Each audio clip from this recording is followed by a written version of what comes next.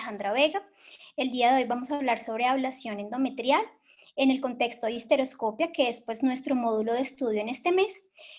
Sin embargo, aclarar que no solamente la ablación endometrial es un procedimiento que se hace por histeroscopia, sino también existen diferentes tipos de técnicas y instrumentales que se utilizan que han demostrado ser al igual muy efectivos y para el tratamiento pues, de la hemorragia uterina normal, con indicaciones específicas y también con contraindicaciones para la realización del mismo. De esta forma, entonces, el contenido de la charla va a estar dado de la siguiente forma. Vamos a hablar sobre principios, definición de qué es la ablación endometrial, un poco de la historia, los tipos de ablación, los que existen actualmente, tanto los de primera como de segunda generación, los criterios de elección, tanto para pues, las indicaciones como para las contraindicaciones de las pacientes que vamos a meter a este tipo de procedimiento quirúrgico, y lo que nos dice la evidencia, esto también comparando, como lo dijo anteriormente el doctor Ramírez, lo del manejo médico y pues otros tipos de manejo también quirúrgico para la hemorragia uterina normal. Entonces, sabemos que la hemorragia uterina normal afecta a cerca del 30% de las mujeres premenopáusicas y que esto afecta de forma negativa la calidad de vida de las pacientes. Es importante reconocer esta sintomatología en ellas porque se sabe que una de las definiciones que tenemos como hemorragia abundante es que la paciente tenga más de 80 cc por cada ciclo que tenga en el día. Sin embargo, muchas de estas pacientes no tienen o no cumplen este requisito, pero para ellas la hemorragia es abundante y para ellas la hemorragia es importante y que afecta su calidad de vida. Entonces, esto es un punto muy importante que tenemos que tener en cuenta en el momento de la evaluación de estas pacientes. El tratamiento, como sabemos y como lo vamos a mostrar más adelante, pues puede ser médico y quirúrgico, y lo que queremos es realizar con los otros procedimientos, por ejemplo, con la ablación endometrial, es reducir la cantidad de pacientes que llevamos a histerectomía sin un diagnóstico definido o por un diagnóstico que no tengamos una causa definida. De esta forma, pues reduciendo además las complicaciones que también trae este procedimiento, y como lo veremos más adelante, se considera que es uno de los procedimientos menos costo efectivos en relación con las complicaciones que se pueden presentar a posterior. Entonces, estas son una tabla en donde podemos ver cuáles son las causas de la hemorragia uterina anormal. Sin embargo, pues ya les traigo lo de la FIGO también. Entonces, podemos dividirlas en causas anatómicas, en donde podemos encontrar los miomas, pólipos, adenomiosis, algún tipo de infección que nos esté causando la hemorragia, y en esta parte muy importante, la malignidad y las lesiones premalignas.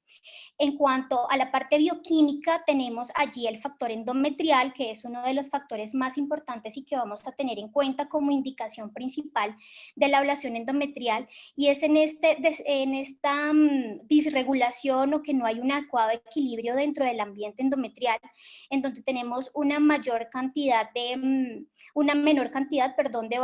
vasoconstrictores y un desbalance del fibrinógeno, que nos va a dar pues finalmente ese factor endometrial como causa de la hemorragia uterina.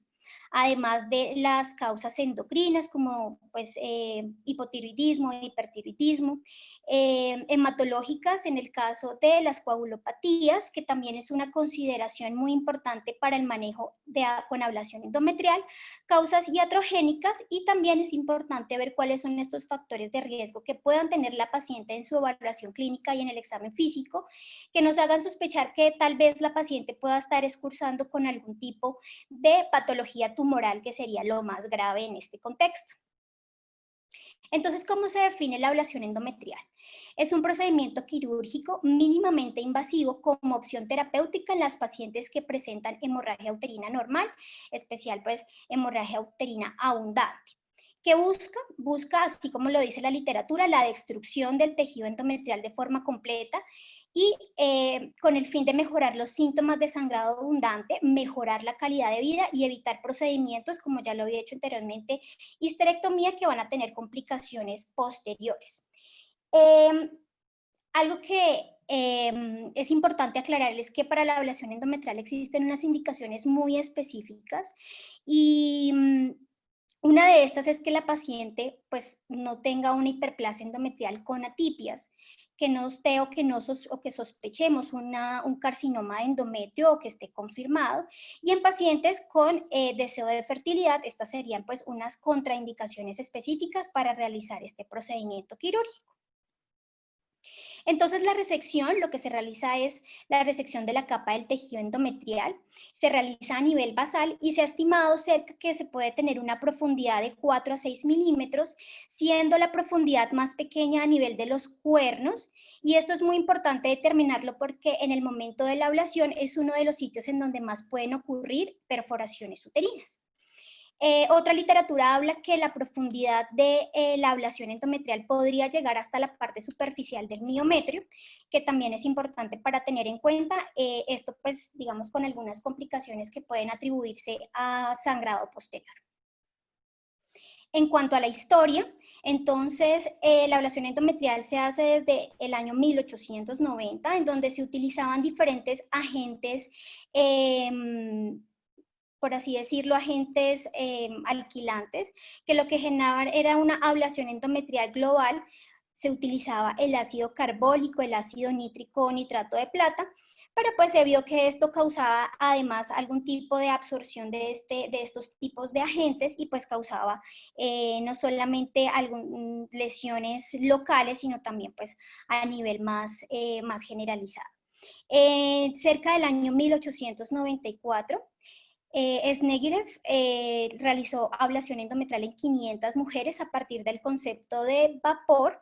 Sin embargo, hasta 1902, el doctor Blaker formó pues, o realizó las ablaciones endometriales a partir de la vaporización con evidencia, y él evidenció que efectivamente se generaba una reducción casi completa de este tejido endometrial.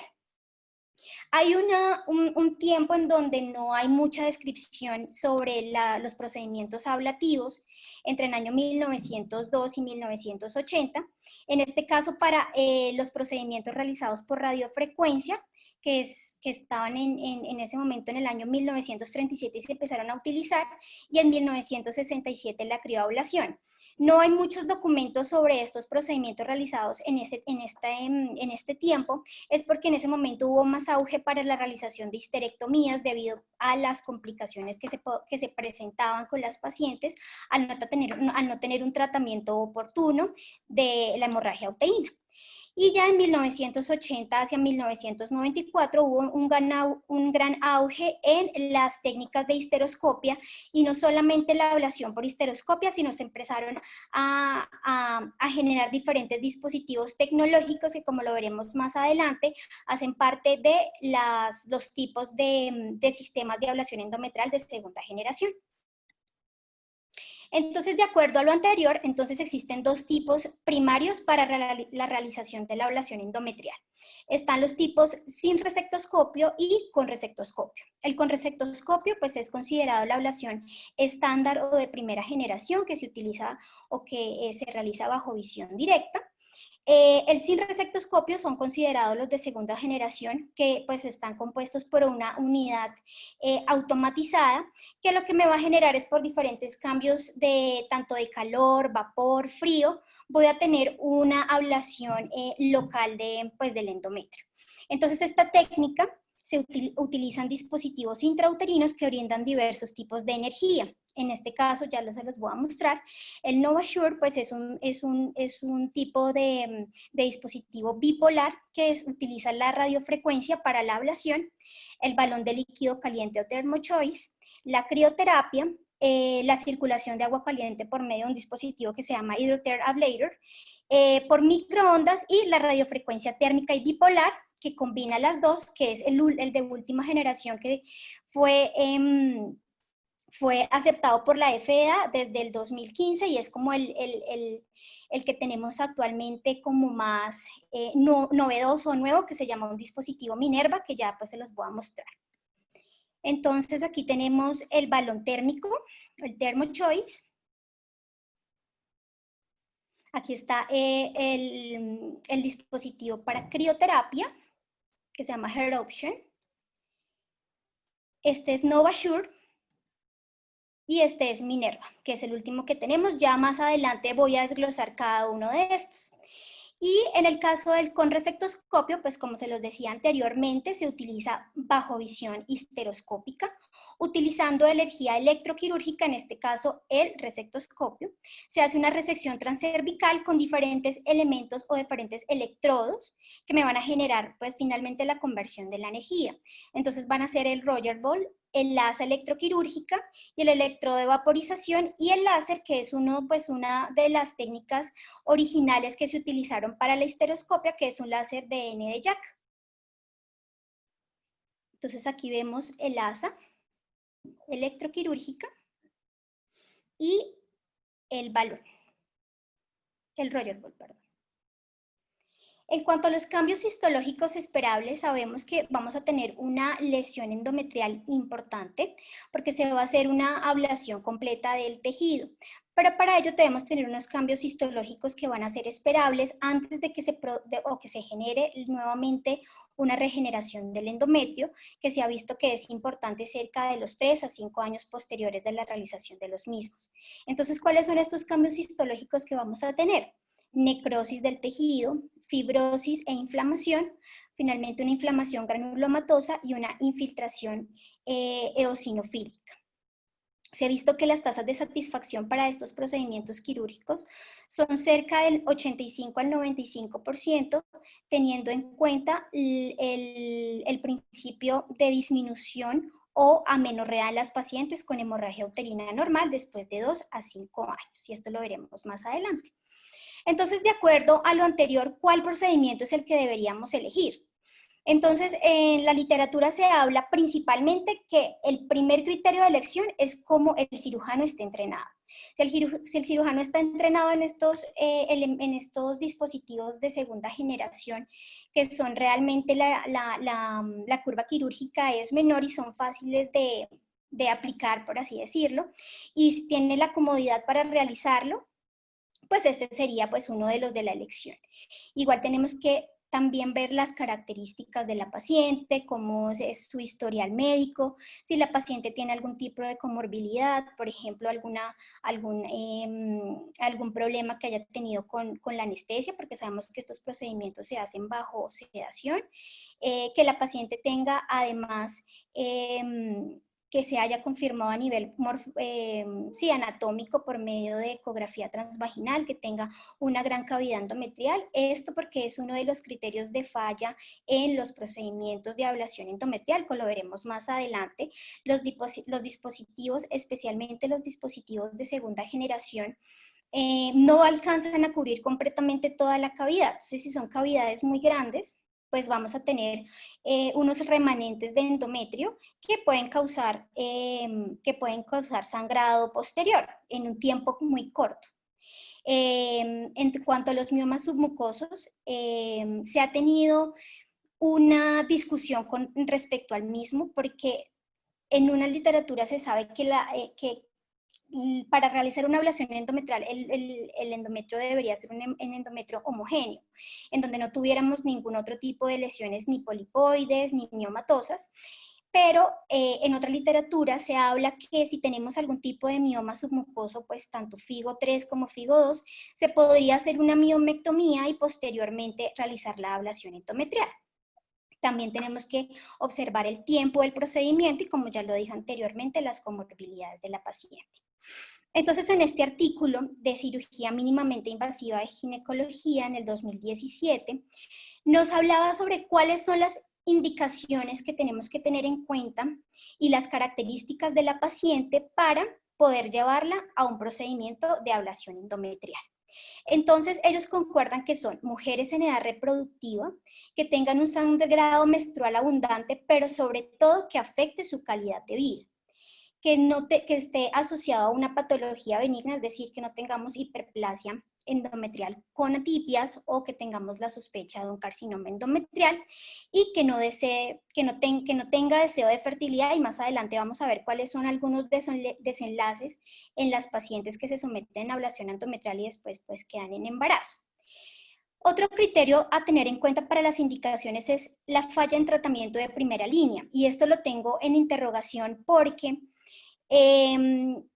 a través del tiempo, la evaluación endometrial no ha sido de los criterios de primera línea para las pacientes con hemorragia uterina normal como tratamiento para su hemorragia crónica, sino que primero se tiene en cuenta, por ejemplo, el DIU con levonorgestrel, el Mirena y otro tipo de procedimientos o tratamientos médicos, y si existe alguna falla o alguna contraindicación para el uso del mismo es cuando se lleva a cabo o se le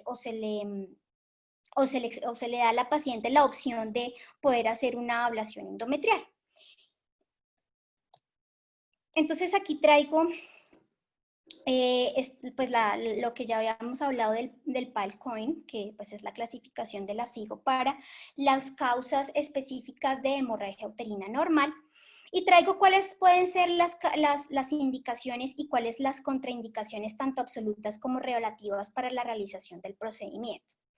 Entonces, la primera que traigo es la coagulopatía. La coagulopatía se considera una contraindicación relativa. ¿Por qué? Porque en pacientes que ya tenemos algún tipo de coagulopatía que están en manejo con anticoagulantes orales, que sabemos la patología en sí y que sabemos que la paciente no tiene ningún tipo de lesión anatómica a nivel endometrial, podría ser candidata a realización de ablación endometrial en caso que la paciente definitivamente pues quiera algún tipo pues, de mejoría para su hemorragia uterina, teniendo en cuenta que ya se está tratando la condición clínica principal, que es la coagulopatía.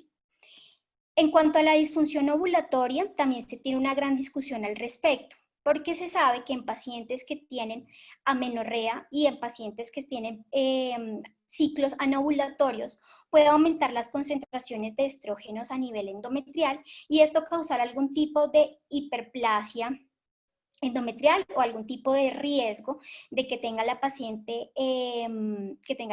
carcinoma endometrial.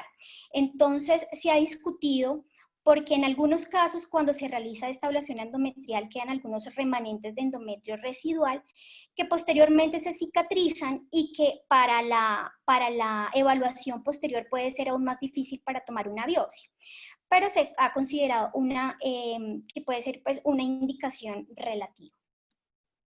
En cuanto a los pólipos, los leiomiomas, la hiperplasia endometrial y la malignidad, sabemos que no es el mejor escenario para realizar una ablación endometrial, porque no se haría de forma, como ya los dije anteriormente, homogénea, porque quedarían muchos remanentes de endometrio que nos generarían fallas en el procedimiento y que pues la paciente no quede satisfecha con lo que estamos realizando.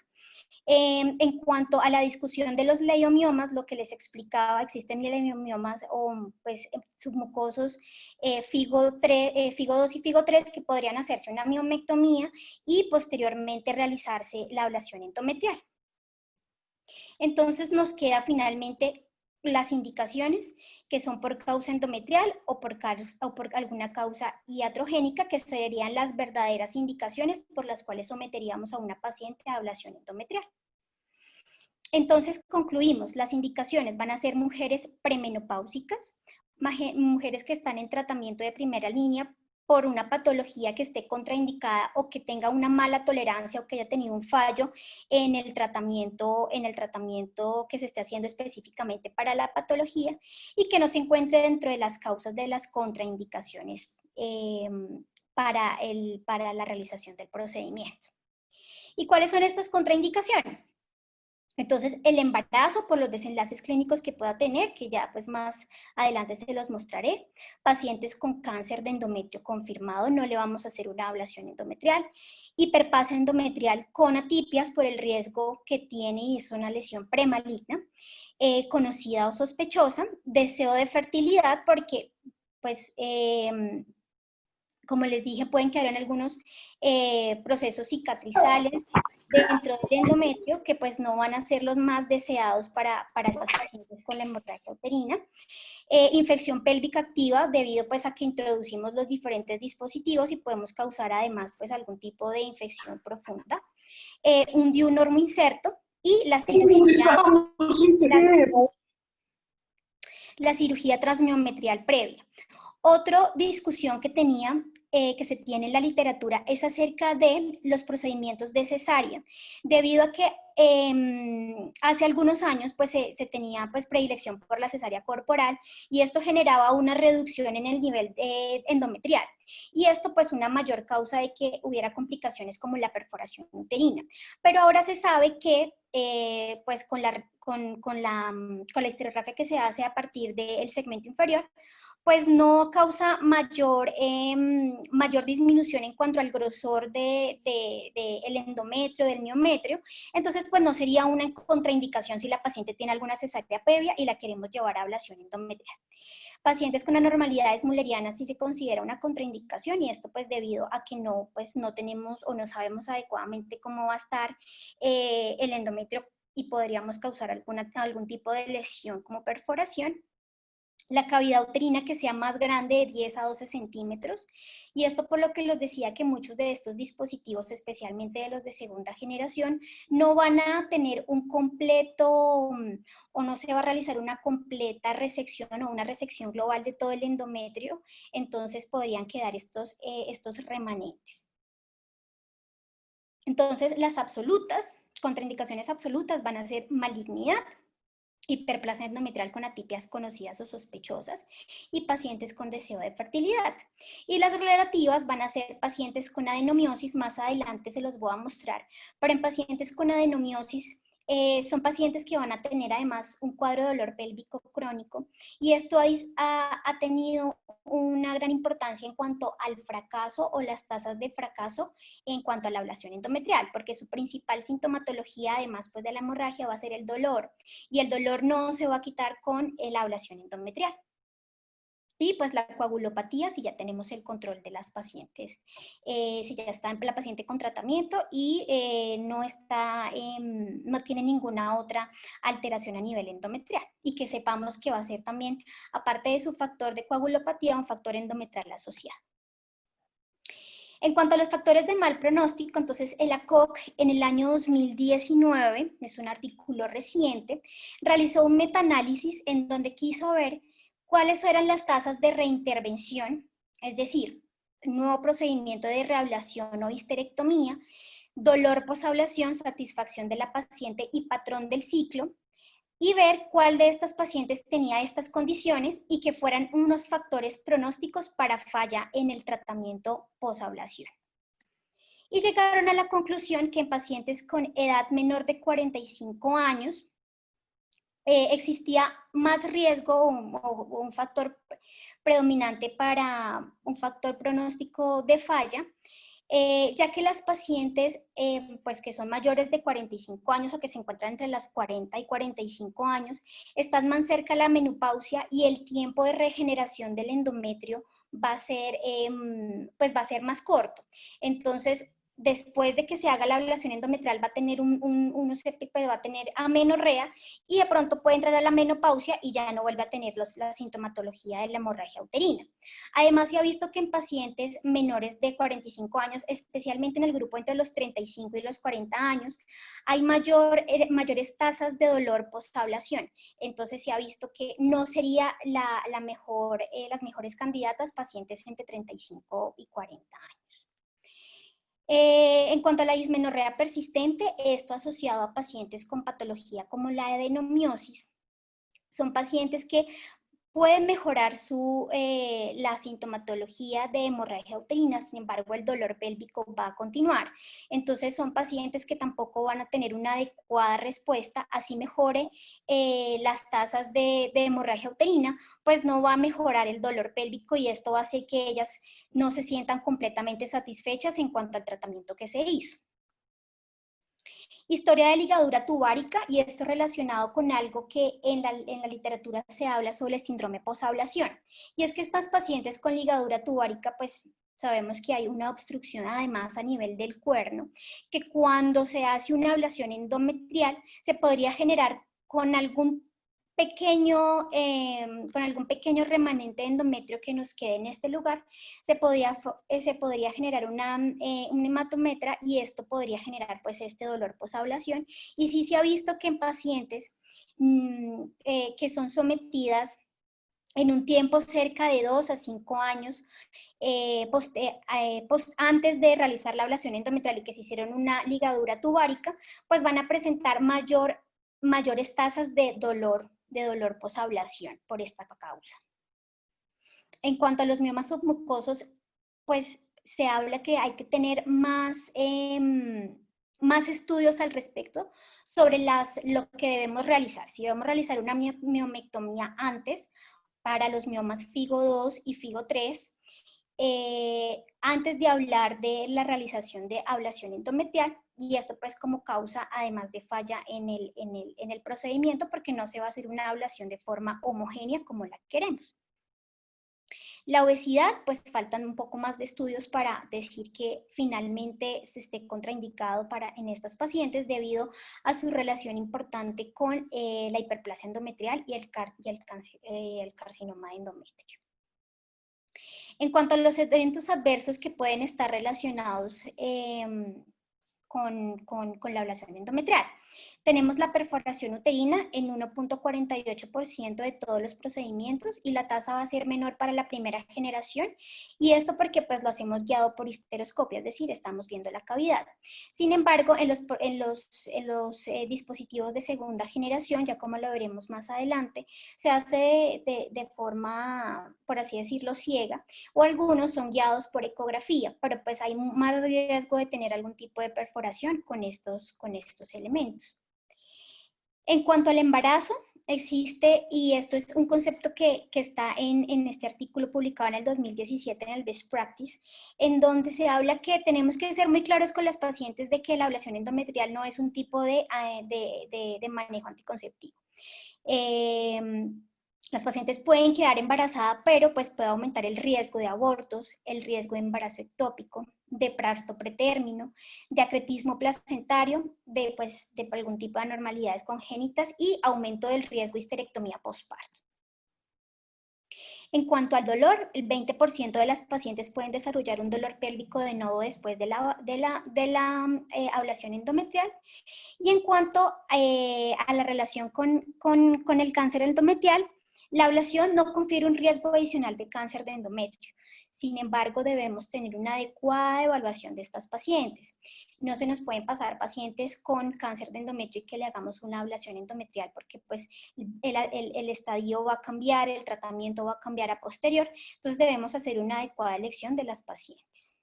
Entonces, ya entrando en el tema de cada uno de los procedimientos quirúrgicos, entonces tenemos la ablación endometrial directa o con resectoscopio, ahogada por la histeroscopia, que existen unas consideraciones específicas para iniciar el procedimiento quirúrgico. Entonces tenemos la preparación endometrial, la selección del equipo quirúrgico y de los medios de distensión que vamos a utilizar, ya como hemos visto cuáles son los equipos de histeroscopia, cuáles son los medios de distensión que se utilizan, pues para la ablación endometrial son similares a los que vamos a hacer una polipectomía por histeroscopia o vamos a hacer una miomectomía por histeroscopia.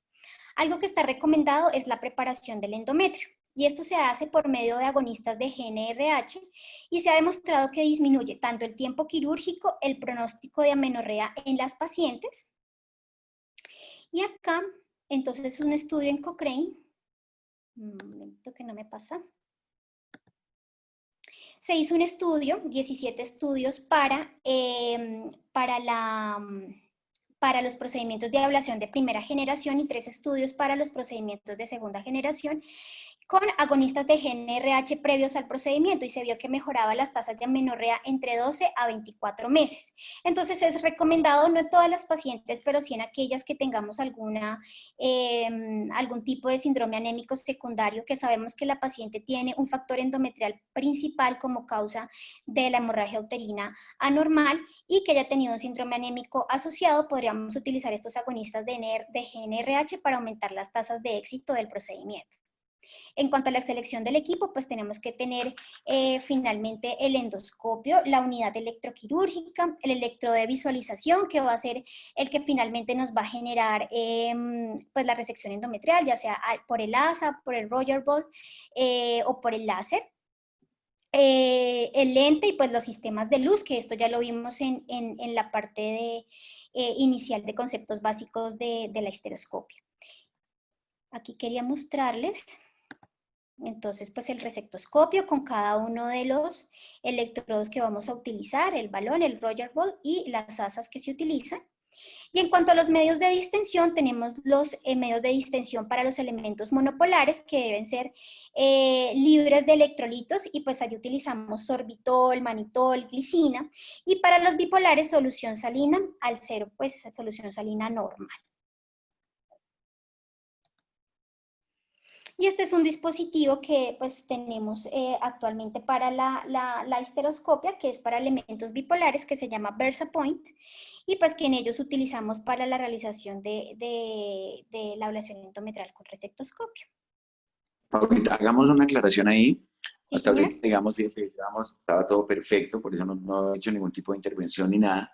Okay. Fundamentalmente, digamos, en principio, existen dos como técnicas grandes que sea en ablación endometrial. La primera de ellas es lo que se llama la endometrectomía, o sea, la utilización del resectoscopio, que durante mucho tiempo utilizamos el resectoscopio monopolar y hoy en día utilizamos el resectoscopio bipolar. El resectoscopio bipolar, pues obviamente ya lo hemos hablado en seminarios anteriores, tiene unas ventajas muy grandes en relación sobre todo a que la ablación endometrial es un procedimiento largo. Es un procedimiento, un pólipo es corto, un mioma puede ser corto, puede ser largo, dependiendo del tamaño, dependiendo de la ubicación, pero una ablación endometrial generalmente es un tiempo quirúrgico largo, un tiempo quirúrgico prolongado, porque requiere que se haga en toda la cavidad. Entonces, antes existía el que tú mostraste, el rollerball, existían y existen todavía las asas de resectoscopia, pero empezaron a aparecer los resectoscopios de bipolar. La marca comercial que tú nombras ahorita es una marca que la utiliza una casa fabricante de equipos y fue como el pionero. Nosotros lo utilizamos durante un tiempo largo, lo tuvimos ahí en Country, en Colina, funcionaba muy bien, muy bien, pero empezaron a aparecer otras marcas comerciales de otros resectoscopios bipolares, que el pionero, como tú dijiste, es el VersaPoint, y ya VersaPoint no hay porque tiene unas razones económicas que tenía un costo alto, los otros resectoscopios actualmente de bipolar son más económicos porque son, digamos, tiene una asa que es desechable, que en nuestro medio se utiliza en varias ocasiones, 2, 3, 4 ocasiones, pero todo el equipo es eh, utilizable nuevamente, reutilizable, lavable, etc. Entonces, VersaPoint ya en nuestro medio como tal, como marca comercial, ya no existe, ya en muchos países por este tema del costo fue recogido por la casa y ahora tenemos de varias otras casas comerciales la resectoscopia bipolar, que es la que, vuelvo y les aclaro, es la que se debe utilizar en la actualidad, tanto para los miomas como para la ablación endometrial, haciendo, digamos, esta salvedad frente a lo de la marca comercial que tú acabaste de citar. Listo. Bueno, en cuanto a la técnica quirúrgica que se realiza por histeroscopia, tenemos la electrocoagulación y desecación, la resección endometrial ¿Ya tomaste? y la vaporización. En cuanto a la electrocoagulación y desecación, se utiliza el electrodo de barril, ovoide o rodante. Se realizan diferentes golpes paralelos en la superficie del endometrio. Hacia el fondo uterino se realizan trazos transversales y pues con mayor cuidado en la región del cuerno por el mayor riesgo que ya les había explicado de perforación uterina. Y finalmente se hace una coagulación hasta 4 milímetros de profundidad para poder tener toda o coger todo el grosor endometrial. En cuanto a la resección endometrial, se hacía o se hace por el electrodo de asa, que busca una fragmentación serial del endometrio y es algo similar a la miomectomía que veremos en la próxima charla. Una desventaja de este procedimiento es que también tiene pues muchos fragmentos dispersos en la cavidad, entonces pues tenemos que tener algún tipo de elemento, por ejemplo, también se puede utilizar la pinza Randall que el doctor hablaba la semana pasada, para poder ir sacando esos fragmentos poco a poco y que no se nos llene la cavidad y nos demoremos un poco más de tiempo y sea un poco más dispendioso la realización de la resección. Puse mayor riesgo de complicaciones, entre paréntesis, perdón, porque pues, se han visto tasas de perforación uterina importantes y esto debido pues a la fragmentación que se realiza. Entonces el cirujano debe tener un adecuado entrenamiento para realizar hasta qué momento ya debe o hasta qué momento ya llegó a la profundidad máxima del endometrio para parar en ese momento la realización del procedimiento. Y en cuanto a la vaporización, pues son electrodos de mayor tamaño, ya se los voy a mostrar, son electrodos que son como espiculados y combinados.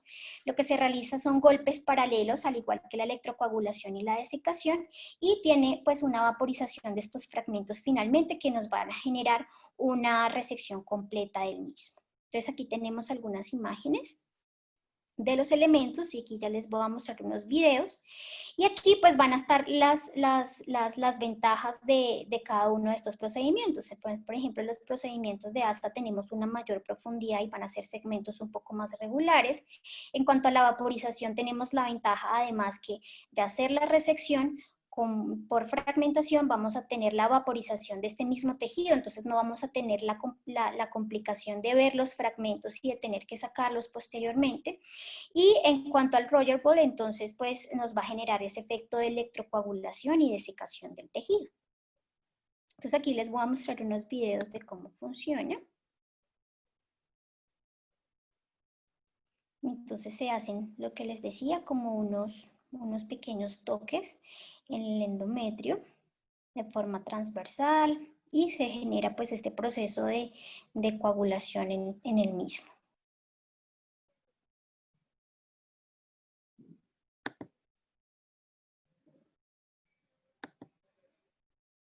Esto pues en toda la cavidad endometrial, por eso una de las indicaciones es que el endometrio debería estar homogéneo para no tener, digamos, ningún otro tipo de lesión que nos esté ahí dificultando la realización del procedimiento.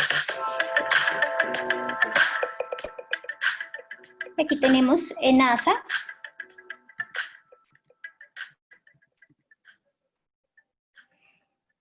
que es muy similar a la miomectomía, como lo vamos a ver en la próxima charla, que se sacan pues fragmentos del endometrio y se genera posteriormente unos procedimientos, pues un proceso de coagulación posterior del endometrio. Bueno, así pues es en toda la cavidad endometrial. En cuanto a las complicaciones de estos procedimientos que son considerados de primera generación, entonces van a ser el acceso fallido. Sabemos que el resectoscopio tiene un diámetro cerca de 6 a 8 milímetros, entonces pues necesitamos hacer una dilatación, puede ser dilatación con dilatadores de Hegar. Sin embargo, muchas veces las pacientes pueden tener algún tipo de sinequias que nos hagan presentar que definitivamente no podemos hacer el procedimiento quirúrgico, la hemorragia posterior, perforación uterina y desequilibrio hidroelectrolítico en cuanto pues, al tipo de medio de distensión que utilicemos. Este estudio, que es el estudio MEASURE-2, en ellos se veía cuáles eran las principales complicaciones de las pacientes que se llevaban a resección endometrial y se vio que en cuanto a la experticia del cirujano, pues se vio que la resección endometrial en cuanto a sus complicaciones se podían ver más en las primeras 100 procedimientos que realizaba el cirujano, que estaban relacionados especialmente con perforación uterina, pero también podíamos tener complicaciones térmicas en el cervix, la vagina y en algunos casos pues llegar hasta el peritoneo cuando podemos tener algún tipo de perforación. En cuanto a las complicaciones, aquí les traigo las más comunes y las menos comunes para los procedimientos de primera generación. Entonces tenemos las más comunes que se pueden presentar en uno de 10 a uno de 100 pacientes: la hemorragia, perforación uterina, sepsis y lo que ya les dije, el desequilibrio hidroelectrolito debido a los medios de distensión. Y las menos comunes, que pues hay algún tipo de lesión además de los órganos que nos podría generar que tengamos que llevar a una paciente a la parotomía, algún tipo de lesión visceral, algún tipo de complicación respiratoria o cardiovascular relacionada pues con el procedimiento y además con la anestesia. Correcto. Bueno, esto en cuanto a los procedimientos sin resectoscopio. Paulita, una cosa importante. Los procedimientos con ablación endometrial sin resectoscopio, Paula, o también llamados de segunda generación, son aquellos que se caracterizan por tener principalmente unos macroprocesadores, que son macroprocesadores automáticos que tienen asistencia de entrega de energía, tienen, se caracterizan pues por tener un menor entrenamiento para el cirujano, mayor rapidez en cuanto al tiempo del procedimiento quirúrgico y menores riesgos o bajas tasas de perforación uterina y de complicaciones que se pueden ver en los de primera generación. Uno de los primeros que se utilizaron fue el balón térmico, o pues en este caso el ThermoChoice, que salió del mercado en 1997, y esto salió del mercado fue no porque tuviera, un momento, Pau, ¿me escuchas? sí. Ah, es que ahorita te estaba hablando el doctor Ramírez. Ah, bueno, no lo escuché, ya, Tenías perdón. Ya. doctor.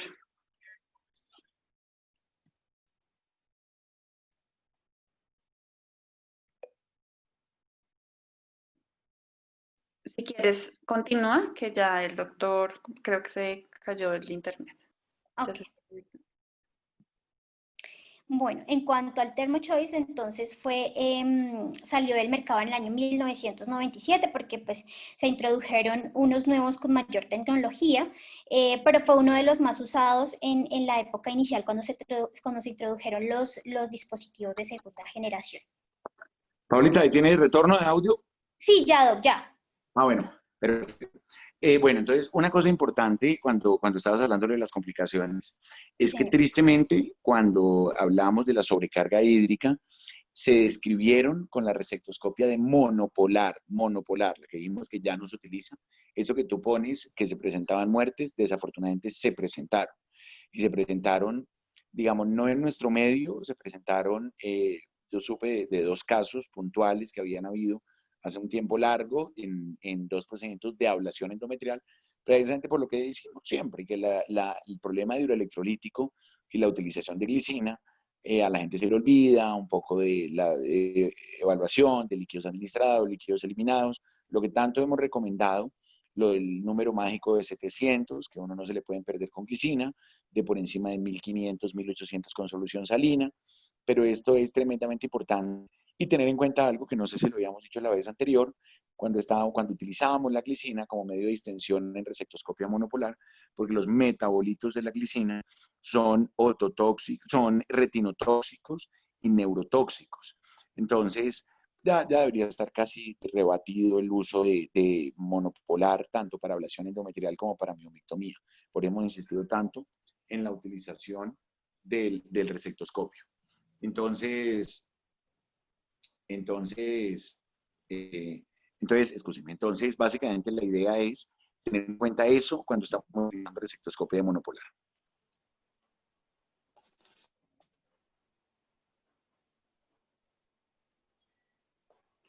Bueno, entonces continuamos. Entonces la ablación endometrial sin resectoscopio. Entonces les estaba contando que el ThermoChoice fue uno de los primeros que se utilizó.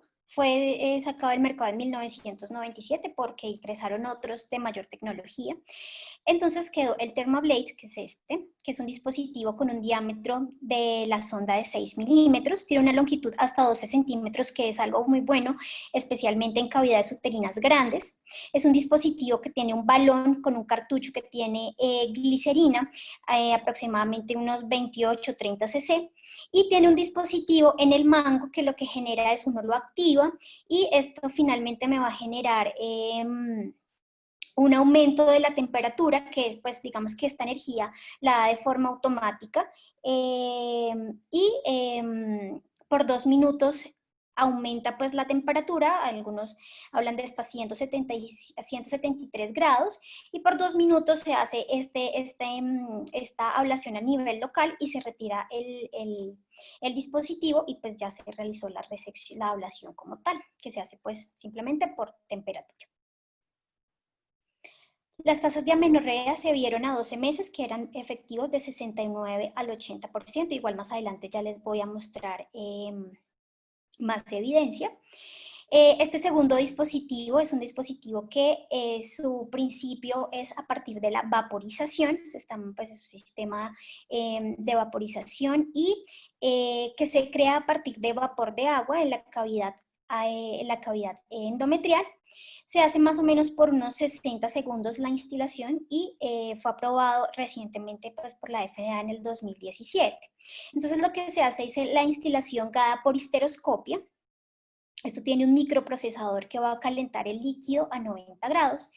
Dentro de la cavidad se espera un tiempo de 10 minutos que se aumente la temperatura, que se haga completamente la ablación y el dispositivo nos va a decir en qué momento se debe retirar y en esta ya ha generado el efecto deseado de vaporización que tenemos. Se ha visto una reducción del sangrado en un 97% en estas pacientes, con una menorrea en 53%, estos son seguimientos a 2 y 5 años.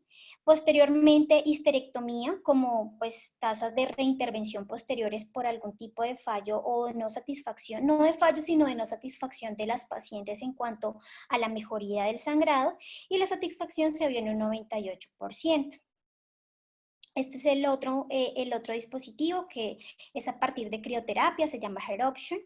Fue escrito por primera vez en 1967, es uno de los más, por así decirlo, viejitos.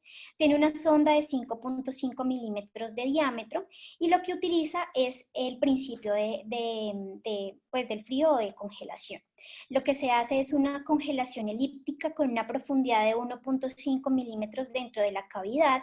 También tenemos unos dispositivos, pues es un dispositivo automático en donde pues se acciona y este va a disminuir la temperatura casi hasta menos 20 grados.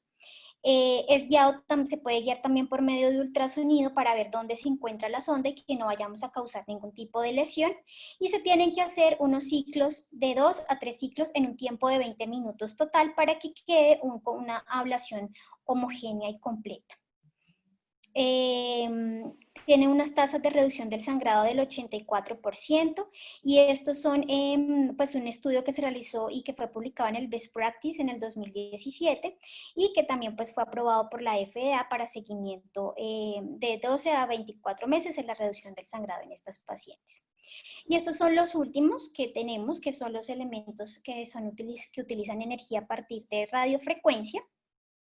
Tenemos el NovaSure y el más nuevo pues es el Minerva, que fue aceptado por la FDA para los procesos de ablación endometrial en Estados Unidos desde el 2017. Entonces, el NovaSure es utilizado desde el 2001. Es un dispositivo que tiene una sonda con un diámetro de 6 milímetros. Ya les voy a mostrar un video de cómo funciona. Y tiene una malla de oro que se introduce en la cavidad. Tiene forma de triángulo, es decir, que ocupa toda la cavidad endometrial y se despliega la malla en forma pues, de este triángulo y allí pues, va a generar todo el proceso de ablación con el principio pues, de radiofrecuencia y energía térmica.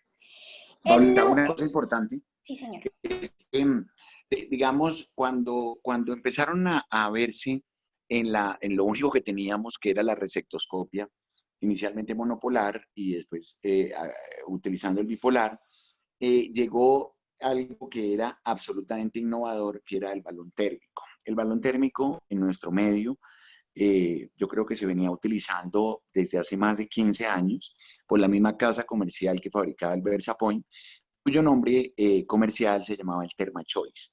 Era perfecto, porque básicamente quiero resaltar algo tremendamente importante que tú dijiste en las fotos, en los videos, es que para nosotros la relación endometrial tenemos que tener una regular, o sea, uno no puede hacer relación endometrial en una cavidad deformada por un mioma. O sea, uno tiene que tener una cavidad absolutamente regular porque se da por entendido, pues, que el sangrado es un estado, por ejemplo, por una adenomiosis, por un estado que definitivamente no se logre controlar, pero no hay una causa anatómica puntual como un mioma. Si una paciente tiene un mioma, pues tú le haces una miomectomía, no una relación endometrial. Entonces, el ThermaChoice era perfecto porque era un balón, como has venido mostrando en las diferentes fotos, un balón que adaptaba perfectamente a la cavidad endometrial, a la forma interna del útero. Se dejaba con una temperatura inicialmente tenía un aumento progresivo de los grados, se dejaba hasta una temperatura, si mal no recuerdo, 180 grados durante 8 minutos, se dejaba ahí el aparatico puesto. Algunos lo hicieron de consultorio. En los Estados Unidos se utilizaron muchos Thermachoice en el consultorio. A mi modo de ver, sobre todo el dolor post-ablación era importante. Nosotros nunca hicimos unos balones térmicos sin anestesia. Era siempre histeroscopia diagnóstica, como lo hemos recomendado siempre, evaluación de la cavidad, idealmente biopsia endometrial, aunque ojalá la biopsia endometrial ya debería ser previamente, como tú aclaraste, descartar que el paciente no tuviera una hiperplasia o un carcinoma, y en ese momento se le aplicaba el balón. Limitaciones o el costo, para su momento era un costo alto, los seguros médicos la mayoría no lo cubrían. Le estoy hablando que un balón térmico hace 10 años valía 2,5 millones de pesos, o sea, era muy limitado para el uso de pacientes. Sin embargo, se logró que la EPS lo cubriera con un CTC y hubo instituciones en Bogotá donde la EPS lo cubría y tuvieron una experiencia con el Thermachoice. No entendemos claramente las razones por las cuales la casa fabricante lo retiró del mercado en el mundo. Entonces, el balón térmico con esa marca comercial Thermachoice fue retirado, le estoy hablando de hace más o menos unos 4 años largos, y ya Thermachoice no existe. Entonces, como tú lo mostraste, empezaron a aparecer otras alternativas, con radiofrecuencia, con frío, con ondas, con una cantidad de tecnología que tú ves y los resultados son buenos. Y una de las limitantes, ustedes entenderán, cuando uno mete el resectoscopio en histeroscopia, es que como uno hace la endometrectomía del fondo uterino, si uno tiene un asa. Entonces, es muy difícil hacer resección del endometrio en los cuernos, en los ostium. Es difícil hacer la resección del endometrio en el fondo uterino. Y pues se limitaba a uno, sobre todo, a hacer endometrectomía en la anterior, en la cara posterior y en las caras laterales. Esto generaba también a veces como fallas de tratamiento, y no es exactamente que no funcionara, sino que técnicamente con un asa, uno hacer una resectoscopia del fondo uterino es muy difícil. Esa era la ventaja del balón térmico, que se adaptaba perfecto dentro de la cavidad, entonces quemaba literalmente hasta el último pedacito del endometrio, se ajustaba incluso perfecto en los ostium, y el hecho de ya nosotros no contar con balón térmico, las otras tecnologías, dado algo que muy seguramente tú lo vas a citar más adelante, o si no en algún momento lo hablaremos, los resultados con el endoceptivo hace que realmente uno no haga muchas ablaciones en su práctica diaria. Por tanto, esta tecnología bastante interesante que tú ves, respaldada y documentada con artículos, para nuestro medio no aplica mucho, porque no tenemos esas tecnologías y no las tenemos, primero porque son muy costosas y segundo porque no han superado los resultados que se observan con el endoceptivo.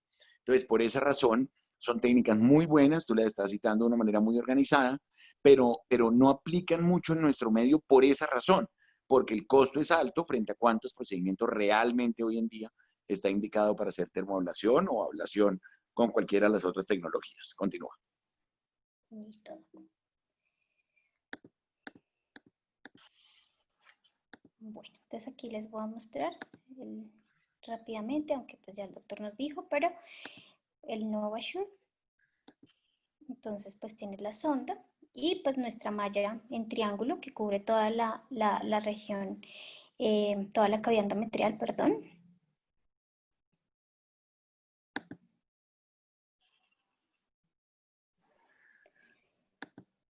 Entonces pues utiliza energía mediante radiofrecuencia.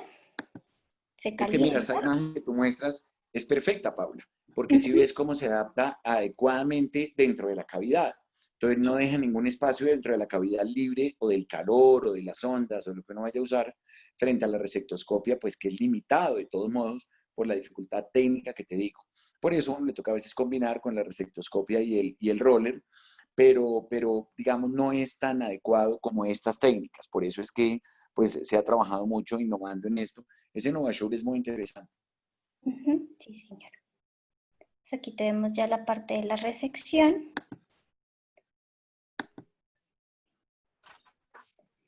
Se retira el dispositivo y así pues nos va a quedar finalmente el endometrio. Bueno, y pues el Minerva, que pues es finalmente el último dispositivo, que es el que les está, bueno, el anterior es NovaSure y este es Minerva, pero en este lo que cambia es que a partir de, no solamente de la generación de calor, también se genera un efecto posterior de plasma que aumenta aún más las tasas de resección completa del endometrio. Entonces este artículo se los traje rápidamente para ver cuál era la eficacia entre el NovaSure y el Minerva para la ablación endometrial. Este es un estudio que se realizó, un estudio comparativo retrospectivo.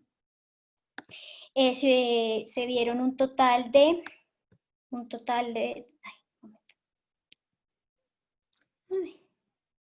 perdón, un total de 189 pacientes entre edades de 40 a 6.2 años más o menos.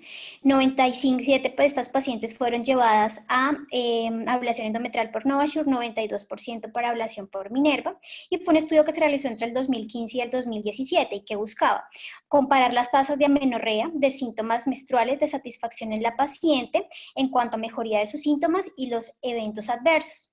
¿Y qué se vio? Que entonces había una mejoría del sangrado o no te presentaban sangrado en un 97% para los de NovaSure y 92% para los de Minerva, que pues es comparable.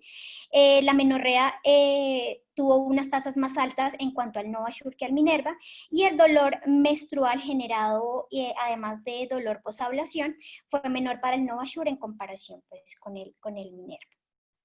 Y pues en esta pues mostramos la tabla en donde muestra cómo fue la experiencia de la paciente en cuanto a su perioperatorio y en su procedimiento quirúrgico.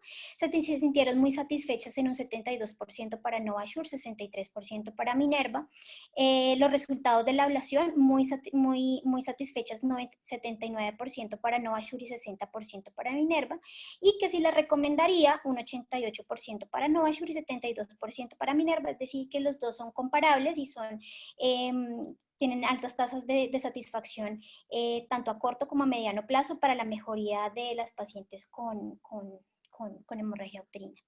Y pues tenemos estos últimos dispositivos de segunda generación que son la ablación por medio de microondas, que tienen también el mismo principio de una sonda de 8 milímetros que ingresa al fondo uterino, y por medio de energía de microondas se genera unos cambios de temperatura a 95 grados, esto es lo que nos va a generar la ablación, y el procedimiento dura cerca de 2 minutos. Y el láser de Nd:YAG pues va a ser fibra de triple láser, pues esto no es un dibujo específico del dispositivo, pero es para mostrar cómo funciona el láser, y pues va a ser un dispositivo triangular similar al del NovaSure y al del Minerva, que se despliega dentro de la cavidad y por medio de la absorción de luz se convierte en calor y es lo que va a generar el efecto de coagulación. En este ejemplo, entonces, tenemos todos los dispositivos que se utilizan para la ablación. Entonces tenemos los de segunda generación, aquí tenemos el tiempo de duración, que casi todos son menos de 10 minutos en comparación con la utilización del resectoscopio o la resección transcervical. Estos son los diámetros de las ondas, los más grandes de 8 milímetros, que también son comparables con la resección transcervical. Y pues los tipos de energías que utilizan y las condiciones que tienen que tener cada uno. Entonces ya lo dije, pues tienen que ser cavidades regulares, cavidades homogéneas que se encuentren entre 8 máximo 12 centímetros. Ya después digamos que de estas medidas las tasas de mejoría de satisfacción y pues disminuyen, y las tasas que tengamos de endometrio de endometrio que no se alcance a hacer la resección completa, pues son mayores. Bueno, en cuanto a la efectividad, entonces, ¿qué vemos cuando hacemos la valoración de la efectividad de cada uno de estos dispositivos, tanto de primera como de segunda generación para la resección endometrial? Lo que debemos ver son las tasas de amenorrea, la satisfacción de las pacientes frente a la cirugía y si tienen o no, o requieren o no las pacientes algún tipo de cirugía adicional. Entonces, para eso traje este artículo. Es un artículo que se realizó un estudio de cohorte retrospectivo en Londres, en donde se evaluaron 110 pacientes para observar las tasas de efectividad que se medían por la reintervención quirúrgica, la satisfacción y el tiempo de amenorrea de las pacientes.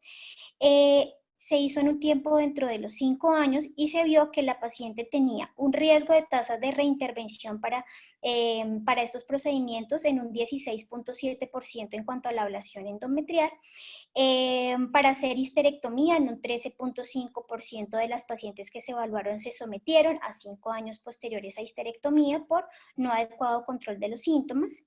Se vio que las tasas de efectividad eran, bueno, aquí está mal, eran mayores en pacientes que tenían más de 35 años y, como ya les dije anteriormente, entre 40 y 45 años, y que los mejores resultados se vieron a partir de procedimientos realizados por ablación por radiofrecuencia. Paulita, mira, una cosa que quiero resaltar, que yo creo que es absolutamente, completamente al lugar en este momento, es que les estoy hablando del 2019 para abajo. Todos los consentimientos informados en los hospitales en los Estados Unidos decía, usted va para una histerectomía. ¿A usted se le planteó algún otro tipo de manejo alternativo, si queremos utilizar la palabra? Cuando estoy hablando alternativo es cualquiera de estos tratamientos de ablación endometrial, de resectoscopia, de endoseptivo, frente a la posibilidad de hacer la histerectomía dentro de los consentimientos informados. Nosotros somos quirúrgicos y nosotros somos muy en nuestra práctica, listo, hagamos una histerectomía y listo, tiene mi mamita ahí, haga una histerectomía, esta señora está sangrando mucho, ya tiene 40 y pico años, hagámosle una vez histerectomía. Entonces fíjate que nosotros somos muy de la conducta de hacer histerectomías, y esa es una de las razones por las cuales en Colombia se realizan más o menos 60.000 histerectomías anuales. En los Estados Unidos se realizan 600.000 histerectomías en ese mismo lapso de tiempo, en los mismos 12 meses. Colombia son 60.000. Entonces, ahora que nosotros estamos en esta época de empezar nuevamente con este tipo de nueva forma de operar, todo lo que hemos insistido mucho, estamos utilizando unos SCORE, que son unos SCORE de la Universidad de Chicago, y dentro de los SCORE que nosotros tenemos que responder, sobre todo por estas situaciones que queremos operar, pero también no queremos operar, con el temor que algún paciente nos vaya a hacer en un posoperatorio una complicación por esta infección. Entonces, se establece si al paciente se le ha ofrecido otros tratamientos alternos, además del propuesto inicialmente. Si un paciente, nosotros ya vamos a llevarlo a una histerectomía, y es un paciente que tiene, digamos, ya una fase presintomática, y la paciente hace una complicación en el posoperatorio, una histerectomía, sabemos claramente el riesgo que esta paciente pueda llegar hasta un 24% de terminar en una unidad de cuidado intensivo. Entonces, queremos hacer las histerectomías, porque ya queremos operar, queremos volver a nuestra práctica. Pero eventualmente un paciente puede llegar a tener una complicación, y la complicación puede estar relacionada con el hecho de tener esta eventualidad. Y si uno no le ha planteado, por ejemplo, una endometrectomía, una ablación endometrial o Mirena, realmente se le puede complicar la vida. Entonces hay que tener en cuenta, y por eso es tan importante hablar de esta revisión de hoy, porque yo creo que en un tiempo largo vamos a volver otra vez a las resecciones endometriales, así como tú lo has planteado. Listo. Sí, algo muy interesante cuando leía el tema es que, de hecho, creo que nunca he visto una ablación endometrial en el tiempo que llevo de residente. O sea, no, como que nunca se ha considerado pues un tratamiento de primera línea. Y pues es efectivo cuando uno pues lee en la literatura.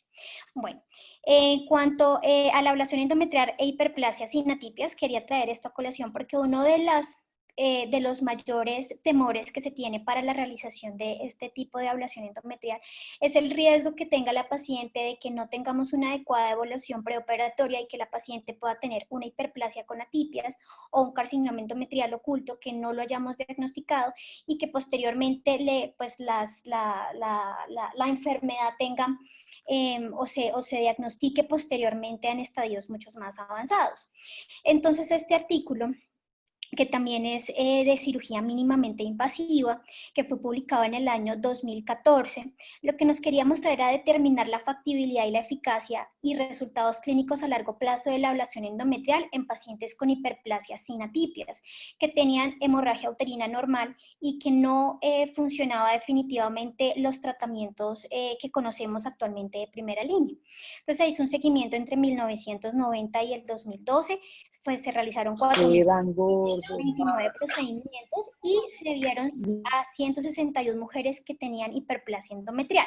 Solamente una de estas pacientes, cuando se realizó el tipo de resección endometrial, que en este caso fue una resección endometrial por dispositivo de primera generación, se tomó una biopsia de los fragmentos que se tenían y solamente una paciente presentó adenocarcinoma. El resto de pacientes en las biopsias posteriores no presentaba hiperplasia endometrial o tenían hiperplasia endometrial sin atipias, y en el seguimiento histológico posterior no se vio que hubo malignización de la hiperplasia.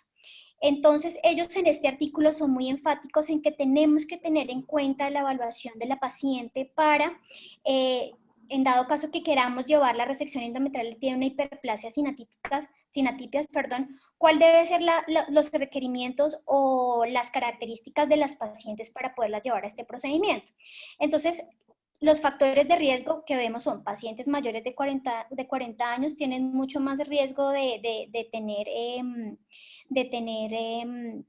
pues algún tipo de malignidad, obesidad, pacientes nulíparas, pacientes con infertilidad, pacientes con ciclos anovulatorios, y esto es relacionado con el factor endometrial, las pacientes con síndrome de ovario poliquístico, menarquia temprana e inducida por medicamentos.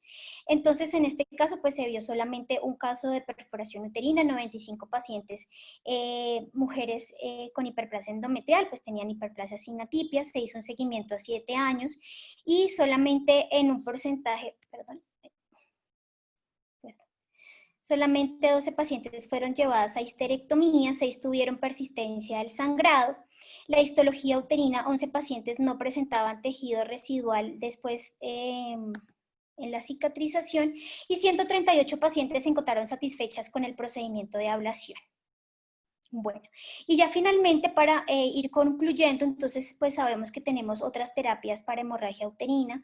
Esto pues en el artículo de FIGO del 2018 nos muestra este gráfico que es muy interesante, porque pacientes que vamos a llevar a resección endometrial van a ser pacientes que tienen una hemorragia uterina que es crónica, no una paciente que tiene hemorragia uterina pues aguda.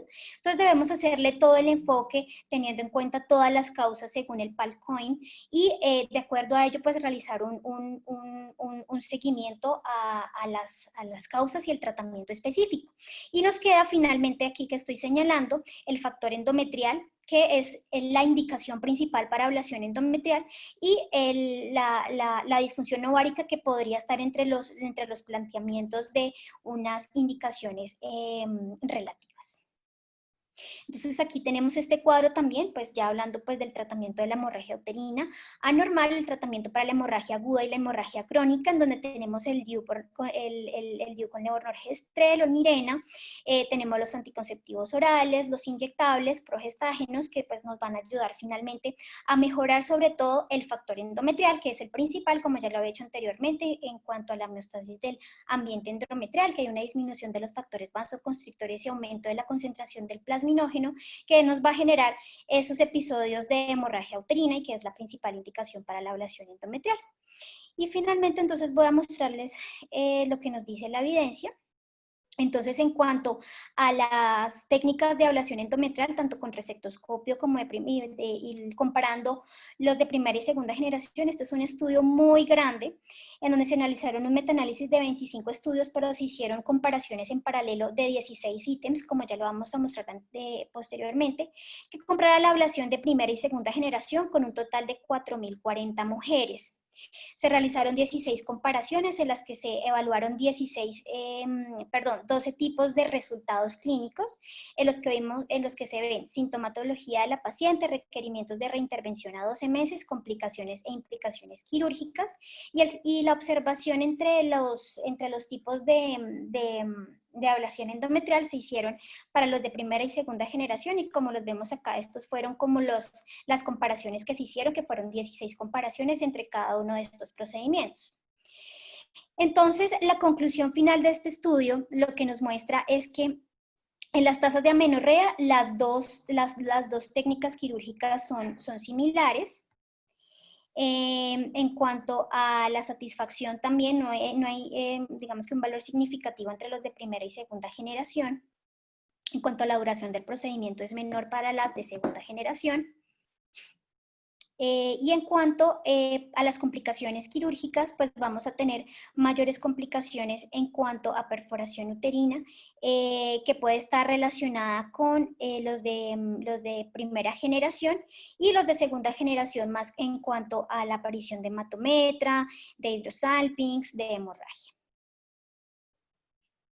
Le estaba hablando era que en general, fíjate que una de las grandes conclusiones finales, digamos ya como para uno redondear la idea, es que fíjate que frente a todas estas utilizaciones de procedimientos quirúrgicos, pues es difícil cuando uno ve los resultados con el manejo con el endosectivo. Lógicamente, claro, la facilidad de la aplicación, los pocos efectos secundarios, un costo relativamente también asequible para los pacientes hace que por eso les decía yo que fundamentalmente los resultados con estas técnicas de ablación son buenas. Cuando, fíjate, tú comparas unas con otras, claro, siempre va a haber una mejor que la otra, pero cuando uno empieza a ver todos los resultados frente a la respuesta de casi un 70% de amenorrea con endoceptivo, con una tolerancia también muy alta, pues es muy difícil defender uno la ablación endometrial quirúrgica frente al resultado con el Mirena.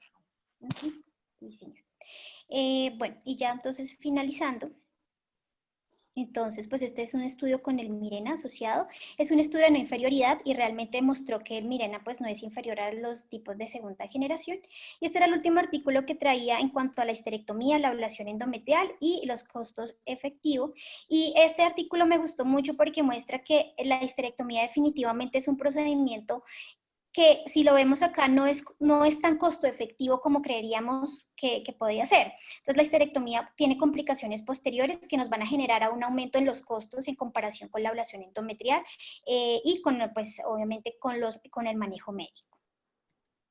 Bueno, y ya en las conclusiones, entonces el tratamiento para la hemorragia uterina normal sigue siendo un reto clínico en busca de la calidad de vida de las pacientes. El uso de nuevas tecnologías para la ablación endometrial mejora las tasas de complicaciones y en futuro mayores tasas de satisfacción.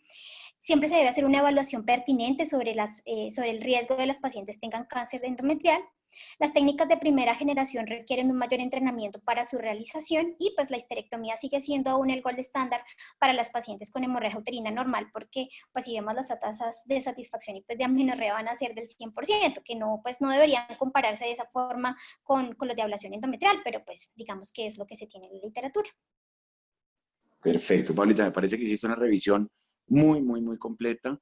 Fíjate que tocamos todos los tópicos, creo que las conclusiones las fuimos dando durante la presentación. Obviamente, como les digo, va a tocar volver nuevamente en este tiempo, volver a hacer más resecciones endometriales o más endoceptivo y de pronto menos histerectomías, sobre todo, digamos, en pacientes que eventualmente pudieran llegar a tener esa alternativa de manejo frente a necesariamente siempre pensar en la posibilidad quirúrgica. Pues me parece que estuvo muy bien. Fíjate que este ensayo de primer seminario a las 8 de la noche alcanzamos en algún momento más de 75 participantes. Me gustó mucho, estuvo muy bien. Pues que acaben de tener una muy feliz noche. Doctor, qué Nos pena. vemos el sábado. Claro, Karencita, dime. El doctor Leonardo Gómez está levantando la mano, Ah, entonces claro, por supuesto. voy Excúsame, a... dale la apertura a Leonardo. Doctor Leonardo.